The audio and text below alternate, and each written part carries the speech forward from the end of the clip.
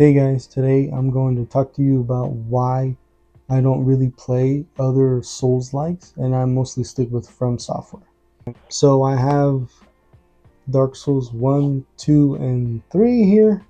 Even though I love From Software's games so much, it's hard for me to play other Souls-like because we get From Software games quite consistently over the years. It scratches that itch for me. Well, the Souls likes that aren't From Softwares, like there's so many that come out all the time that it's kind of overwhelming. And to be honest, I don't really feel like really want to be stressed out, sweaty all the time playing these games, because these games do require focus, determination, and patience. And I don't want to be like that all the time. I want to be able to relax and play other stuff too. And another thing I would like to say is a lot of these Souls likes, they're not that different from softwares. They try to replicate it almost exactly, but there are some that are different. But I need something that is unique to them that I can't get from software. For instance, I do have Neo, the collection. This comes with the first two games complete with all their DLC. Now, I actually played Neo 1 when it came out in 2017, but couldn't get into it for the reasons I said. It felt like it was trying to be too much like Dark Souls, but I did eventually go back and really enjoyed it. I did like the sequel more because it was different from Dark Souls.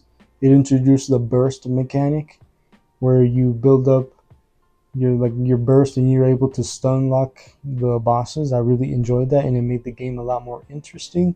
And the sequel also had bigger areas and also had better enemy variety, so that was cool. So yeah, even though I love From Software, I do play a couple of non-Souls games, like I mentioned before, Neo. I also have Lords of the Fallen, the reboot, I guess. I know Lords of the Fallen is not a very popular game, but is a game I really enjoyed. And the dimension mechanic where you shift to a different dimension, and it also introduces new enemies, is such a unique mechanic that I have not seen in any Souls-like before. So that made the game a lot more enjoyable for me, and is why I probably like it more than most people did. And another game that I have but I have not played is Code Vein. Now, I've been interested in this game just because it's basically anime Souls, and a good buddy of mine actually played this recently and told me it was really good. So that's good to hear from my friend. The last game I have that I've yet to play is Mortal Shell. This is the enhanced edition. This game looks more cinematic than the other Souls-like, and that's the reason why I own it. So these are the only games that I own that are Souls-like. And I did try Lies of P when that came out, but I played that through Game Pass, thank goodness, because I could not get into it. But I know that is a good game. From what I played, I did like, but I just didn't have it in me to continue playing.